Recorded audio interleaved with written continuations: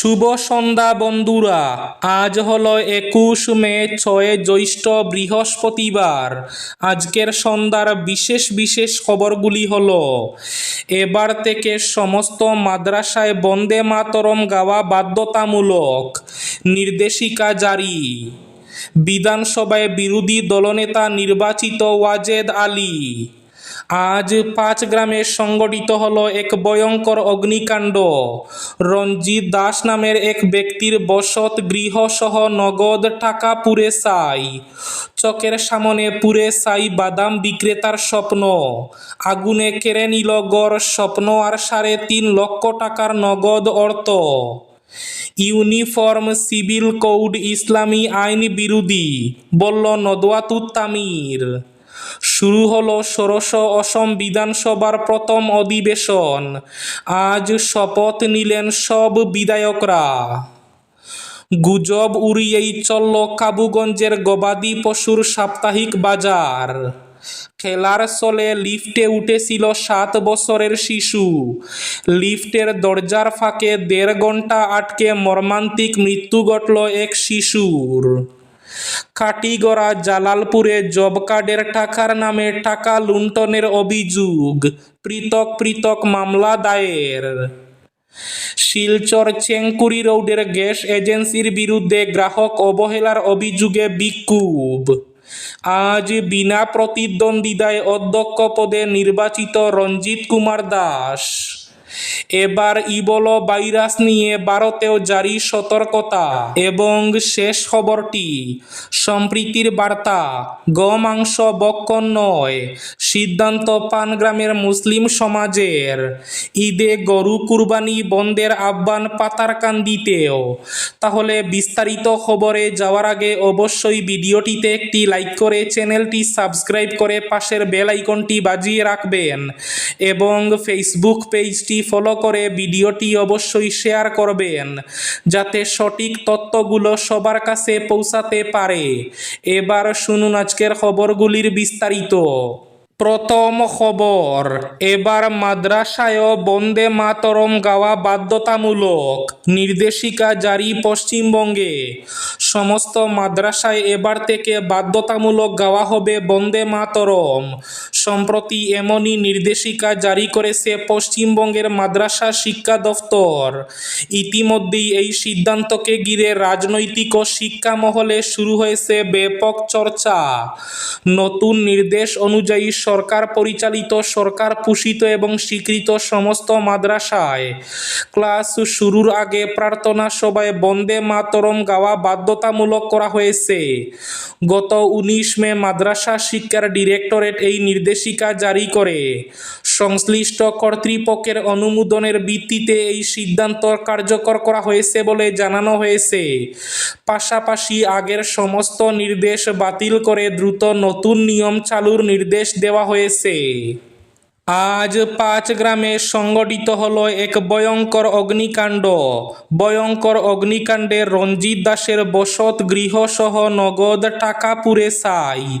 5 গ্রামের সন্তোষনগর কলোনিতে ভয়াবহ অগ্নিকাণ্ডে রঞ্জিত দাসের বসত গৃহ সহ প্রায় 3.5 লক্ষ টাকা পুড়ে ছাই হয়ে গেছে। আজ দুপুরে বাড়িতে কেউ না থাকাকালীন আগুন লাগে। দমকল বাহিনী এবং স্থানীয়রা আগুন নিয়ন্ত্রণে আনলেও সব কিছু শেষ হয়ে যায়। বৈদ্যুতিক শর্ট সার্কিটকে প্রাথমিক কারণ হিসাবে ধরা হচ্ছে। সর্বশান্ত পরিবারকে সরকারি সহায়তার দাবি জানিয়েছেন স্থানীয়রা। চোখের সামনে পুড়ে ছাই বাদাম বিক্রেতার স্বপ্ন। রয়েছে টাকার স্তূপ, নীরবে বসে রয়েছেন ঘরের মালিক। আগুন কেড়ে নিল গড় স্বপ্ন আর 3.5 লক্ষ টাকার নগদ টাকা। লিফটের দরজার ফাঁকে 1.5 ঘন্টা আটকে মর্মান্তিক মৃত্যু ঘটল এক শিশুর। খেলার ছলে লিফটে উঠেছিল 7 বছরের শিশু। কোনোভাবে লিফটের 2টি দরজার মাঝে আটকে পড়েছিল সে।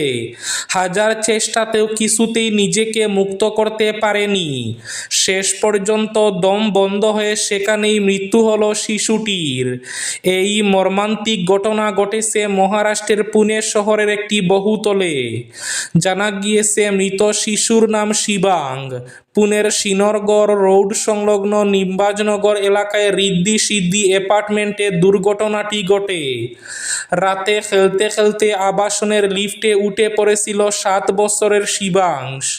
কৌতূহলের বশে লিফটের বেশ কয়েকটি বোতাম একসঙ্গে টিপে দিয়েছিল সে। এরপরই ভয়ঙ্কর কাণ্ড হয়, লিফটটি স্বয়ংক্রিয়ভাবে উঠানামা করতে শুরু করে। আজ থেকে শুরু হয়েছে ষোড়শ অসম বিধানসভার প্রথম অধিবেশন। 4 দিনব্যাপী কর্মসূচির মাধ্যমে হিমন্ত বিশ্ব শর্মা নেতৃত্বাধীন সরকারের দ্বিতীয় মেয়াদের প্রথম বিধানসভা অধিবেশন আজ সকাল 9:30 থেকে শুরু হয়। রাজ্যপালের ভাষণের মধ্যে দিয়ে অধিবেশনের সূচনা হয়। মুখ্যমন্ত্রী হিমন্ত বিশ্ব শর্মা থেকে শুরু করে একে একে সকল বিধায়ক শপথ নেন।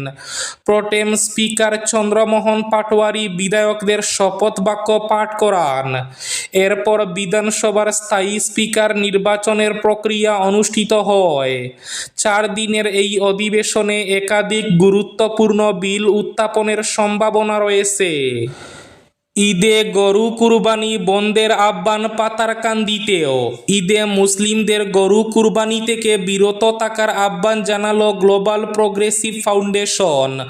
ফাউন্ডেশনের চেয়ারম্যান বদরুল হক পাতারকান্দিতে এক সাংবাদিক সম্মেলনের আয়োজন করে মুসলিম সমাজের উদ্দেশ্যে বলেন, ইসলামে গরু ছাড়াও মহিষ, ছাগল, দুম্বা সহ বিভিন্ন পশু কুরবানি বৈধ। বর্তমান পরিস্থিতিতে গরু নিয়ে দেশে বিভিন্ন স্থানে উত্তেজনা এবং বিতর্ক সৃষ্টি হওয়ায় তিনি মুসলিমদের প্রতি গরু কুরবানি থেকে বিরত থাকার আহ্বান জানান।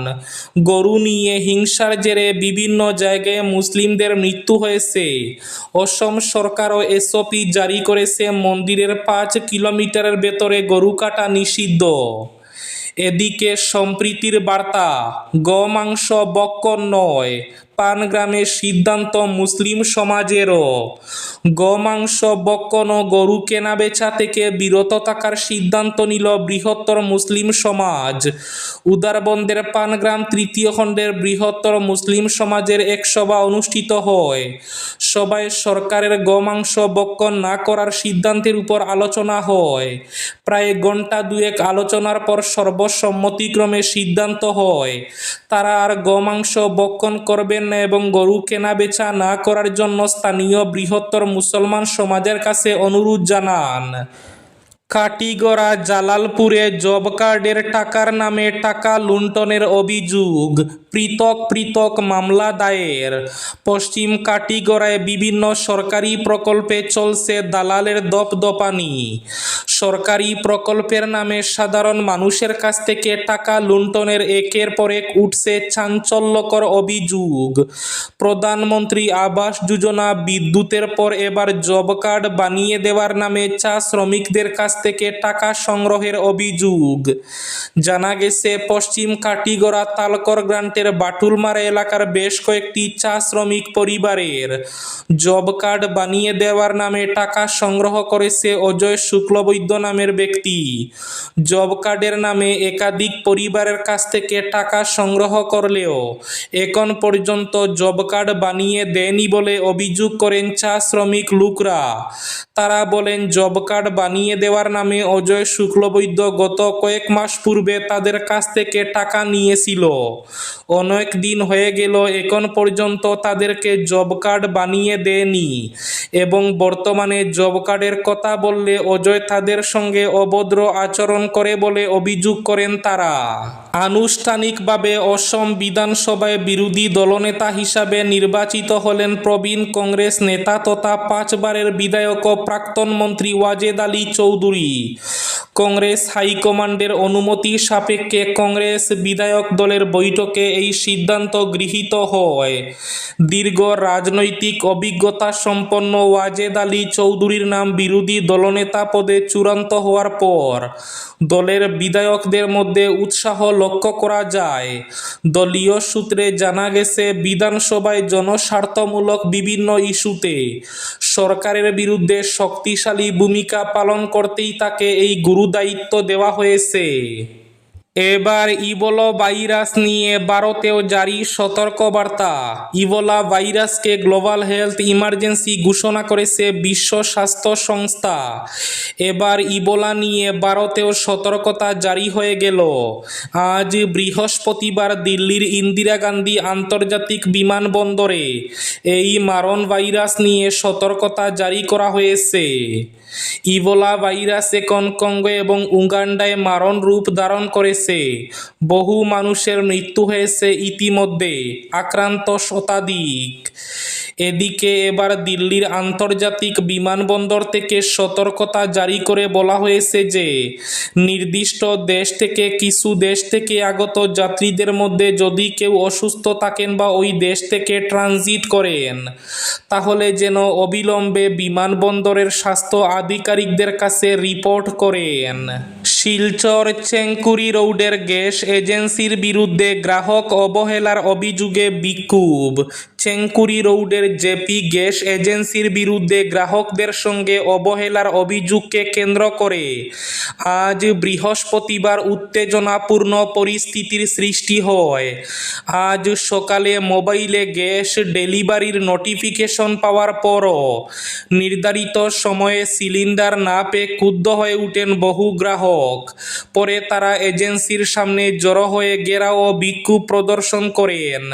অভিযোগ অনুযায়ী এজেন্সির কর্মীরা ফোন করে গ্রাহকদের রেফারেন্স নম্বর সংগ্রহ করলেও পরে সিলিন্ডার সরবরাহ করা হয়নি। স্থানীয়দের দাবি, গুদামে পর্যাপ্ত সিলিন্ডার মজুদ থাকা সত্ত্বেও সাধারণ গ্রাহকদের দেওয়া হচ্ছে না। তাদের সন্দেহ, সিলিন্ডারগুলি অবৈধভাবে কালোবাজারে বিক্রি করা হচ্ছে। গুজব উড়িয়েই চলল কাবুগঞ্জের গবাদি পশুর সাপ্তাহিক বাজার। সামাজিক মাধ্যমে বাজার বন্ধ হয়ে যাওয়ার গুজব ও অপপ্রচারের মধ্যে যথারীতি জোরকদমে বুধবার চলতে দেখা গেল কাবুগঞ্জের ঐতিহ্যবাহী শাকসবজি ও গবাদি পশুর সাপ্তাহিক বাজার। সকাল থেকেই বাজার প্রাঙ্গণে ক্রেতা বিক্রেতাদের ব্যাপক ভিড় লক্ষ্য করা যায়। গরু, মোষ ও বিভিন্ন গবাদি পশুর কেনাবেচার পাশাপাশি শাকসবজির বাজারেও ছিল উপচে পড়া ভিড়। এবার শেষ খবরটি। ইউনিফর্ম সিভিল কোড বা ইউসিসি নিয়ে ফের রাজ্য জুড়ে বিতর্ক তীব্র আকার ধারণ করেছে। রাজ্যের মুখ্যমন্ত্রী হিমন্ত বিশ্ব শর্মা নতুন মন্ত্রিসভা গঠনের পর ইউনিফর্ম সিভিল কোড আইন পাশ করার ইঙ্গিত দেওয়ার পরিপ্রেক্ষিতে উত্তর পূর্ব ভারত এমারতে শরিয়া এবং নদওয়াতুত তামিরের পক্ষ থেকে তীব্র প্রতিক্রিয়া ব্যক্ত করা হয়।